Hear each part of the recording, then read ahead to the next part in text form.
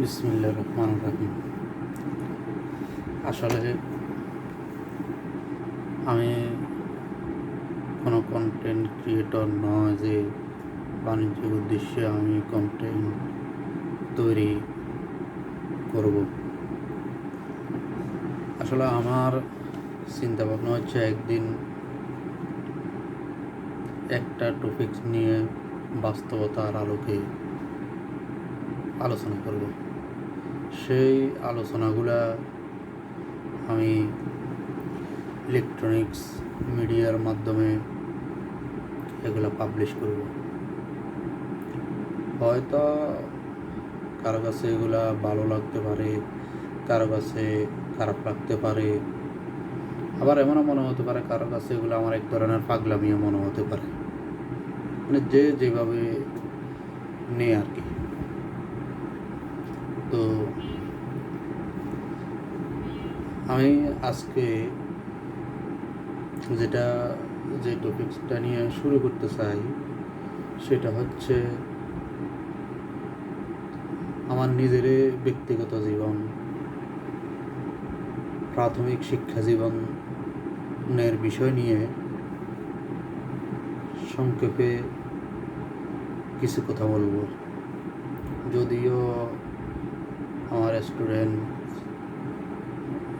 ছাত্রছাত্রী ভাইদের, বোনদের বা গার্ডিয়ানদের যদি ভালো লাগে তাহলে ওনারা এটা অ্যাকসেপ্ট করতে পারে।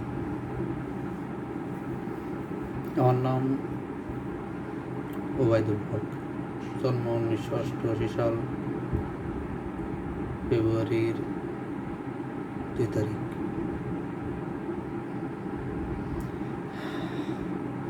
আমি যখন প্রথম স্কুলে ভর্তি হই তখন আমার বাবা দেশের বাইরে থাকতেন, প্রবাস জীবন মালয়েশিয়ায় থাকতেন। আমরা ছোট ছিলাম তখন আমার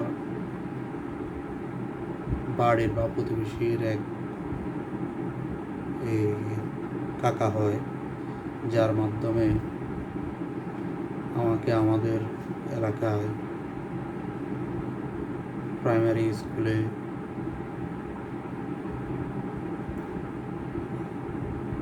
দ্বিতীয় শ্রেণীতে ভর্তি করে দেন।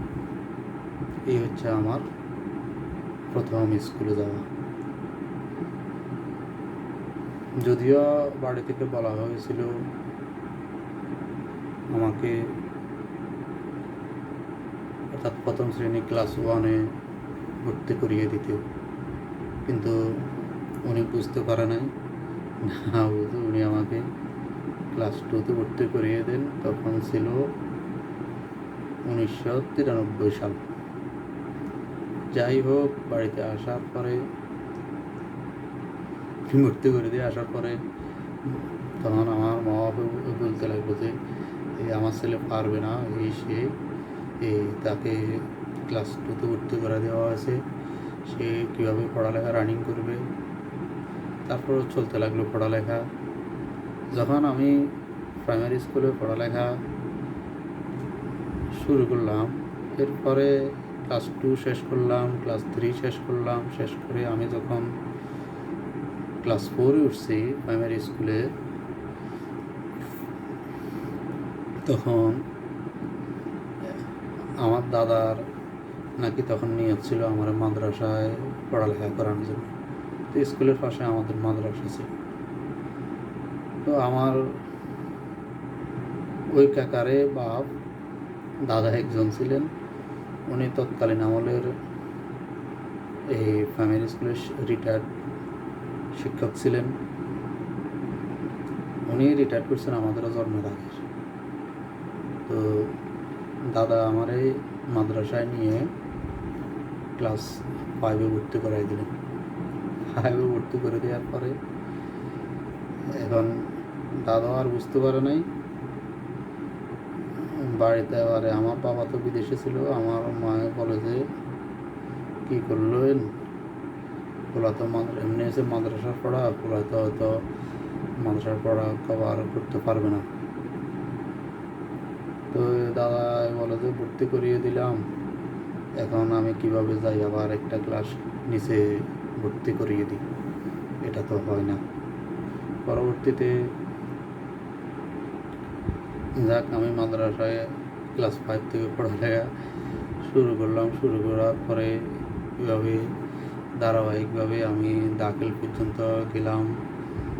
এখন আমার দাখিল পরীক্ষা অর্থাৎ যেটাকে এসএসসি বলে, এই দাখিল পরীক্ষার্থী আমি 2002 আমি দাখিল পরীক্ষা দিলাম। তখন সার্টিফিকেটে আমার বয়স হয়ে যায় 14 বছর, যেটা শিক্ষক মহোদয়রা খেয়াল করেন নাই।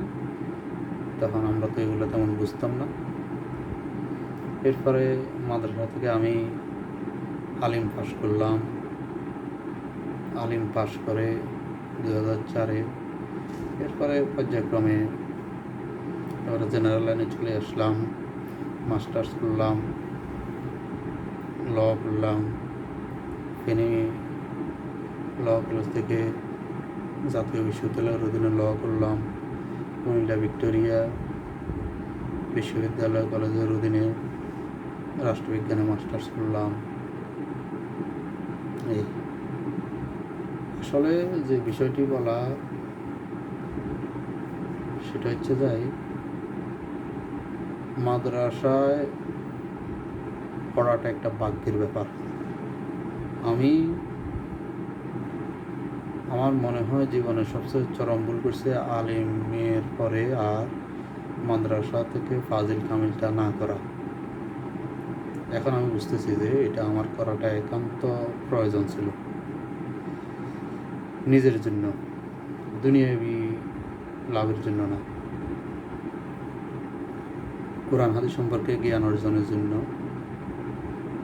নিজেকে আরও শুদ্ধ করার জন্য। এই পড়ালেখার ফাঁকে ফাঁকে আমি কম্পিউটারের বিভিন্ন কোর্সগুলো, যেমন office program, Word, Excel, Access, PowerPoint, গ্রাফিক্সের, Adobe Photoshop, Illustrator, Quark, Macromedia Flash, programming, networking, internet, hardware ইত্যাদি, এগুলো মোটামুটি কার্যক্রম এগুলো সব শেষ করলাম। আমার এখনও মনে আছে আমি সরকারিভাবে যেখানে কম্পিউটারে কোর্স করতে যাই, মাদ্রাসার ছাত্র দেখে আমাকে টিটকারি করা হয়েছে। আমাকে দেখে বললো যে মাদ্রাসার ছাত্র এরা কি আর পারবে? কিন্তু আল্লাহর রহমত, সবার থেকে ওখানে 80-82 জন ছাত্রদের ভিতরে সেরা, মানে টপ যে 5 স্টুডেন্ট, তার ভিতরে আমিও ছিলাম। আর দেখেন, যারা বলে মাদ্রাসায় পড়ে কী হবে, আমি বলি মাদ্রাসায় পড়ে অনেক কিছু হওয়া যায়। একটা মাদ্রাসার ছাত্র, সে মাদ্রাসা থেকে পড়ালেখা করে সে রাষ্ট্র পরিচালনা থেকে শুরু করে একদম মসজিদের ইমামতি থেকে শুরু করে, তার সব ধরনের যোগ্যতা থাকে, সব গুণাবলী থাকে। যদি মাদ্রাসা থেকে সুশিক্ষা গ্রহণ করে থাকে, এটার যদি ভালো কাজে সে ব্যবহার করতে পারে। যারা বলে মাদ্রাসায় পড়ালেখা করে কোনো ভবিষ্যৎ না, আমি বলবো তারা সবচেয়ে বড় মূর্খ। কারণ মাদ্রাসা থেকে যে সমস্ত ছেলেমেয়েরা পড়ালেখা করে, আমি বলবো তারাই সবচেয়ে ভাগ্যবান,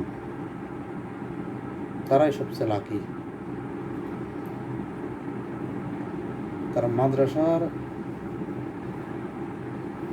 এই বলে এই নয় যে আমি আবার জেনারেল লাইনে যারা পড়ালেখা করে তাদেরকে আমি ছোটো করতেছি, আমি সেটা ছোটো করতেছি না। কিন্তু আমরা যখন মাদ্রাসার পড়ালেখা করেছি, আমরা দেখেছি মাদ্রাসার ছাত্রছাত্রীদেরকে জেনারেল লাইনের বা অন্যান্য এই লাইনের লোকেরা একটু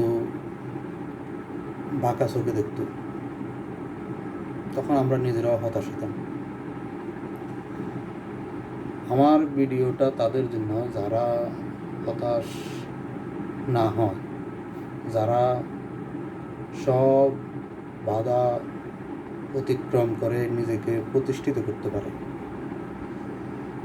আজকে আমি মাদ্রাসা পড়ার কারণে নিজেকে গর্বিত মনে করি, মাদ্রাসায় পড়ার কারণে নিজেকে সৌভাগ্যবান মনে করি, এবং কি আমি মাদ্রাসা থেকে যে বাকি পড়ালেখাটা কমপ্লিট করতে পারি নাই, এটার জন্য আমার কাছে নিজের আফসোস মনে হয়। আপনি বর্তমানে যেইভাবে বা আশপাশে দেখতেছি, মাদ্রাসায় পড়ে আপনি বিশ্বকে পর্যন্ত নেতৃত্ব দেওয়ার ক্ষমতা রাখেন। যদিও আমাদের দেশের ক্ষেত্রে ভিন্ন, আমাদের দেশে এই গুণাবলী দেখা হয় না, আমাদের দেশে এই ডিউ লেটার দেখা হয়, রাজনীতি দেখা হয়, আমাদের দেশের জন্য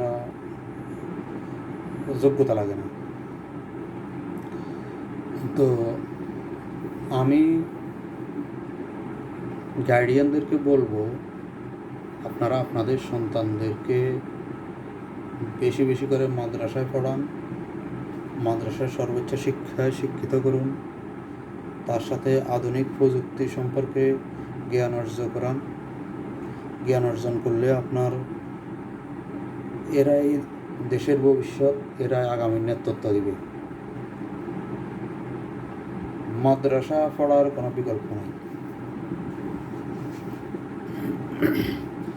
আর এক শ্রেণীর লোক আছে মাদ্রাসা পড়ার এক শ্রেণীর মুসলিম নামধারী আছে যারা মাদ্রাসা পড়ার বিরোধিতা করে। তারা হচ্ছে সমাজের কীট, আগাছা। এই আগাছাগুলা মুখে জুতা মারার জন্য বেশি বেশি করে সন্তানদেরকে মাদ্রাসায় পড়াতে হবে। মাদ্রাসা যারা পড়ালেখা করে তারা কখনো উগ্রপন্থী হয় না, মাদ্রাসায় যারা পড়ালেখা করে তারা কখনো চরমপন্থী হয় না, মাদ্রাসায় যারা পড়ালেখা করে তারা তাদের পিতামাতার বৃদ্ধাশ্রমে রাখে না। আমি এখনও পর্যন্ত আমার বয়স আমি দেখি নাই, আপনারা দেখছেন কিনা হয়তো আপনারা জানেন,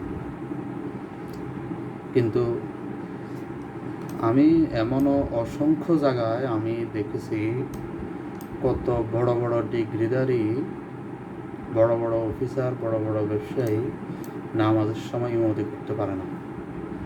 তখন হয়তো দেখা গেছে যে একজন সাধারণ পিয়ন তারে নামাজের ইমামতিতে দাঁড় করায় দেয়।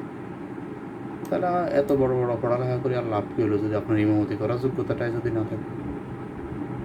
আপনি যদি ইমামতিও করতে পারেন না, আপনাকে দিয়ে রাষ্ট্র কি উপকৃত হবে? যে একটা নামাজের ইমামতি যোগ্যতা রাখে না, তাকে দিয়ে তো রাষ্ট্র কখনো কোনো উপকৃত হবে বলে আমার মনে হয় না। একজন মাদ্রাসা পড়ুয়া ছাত্রছাত্রী বা ছেলেমেয়ে সে রাষ্ট্রের, সমাজের যে কোনো ভালো কাজের সাথে নিজেকে মানিয়ে চলতে পারে, সে অনেক কিছুর অবদান রাখতে পারে। তো আজকে এ পর্যন্ত, ভালো থাকবেন, আল্লাহ হাফেজ।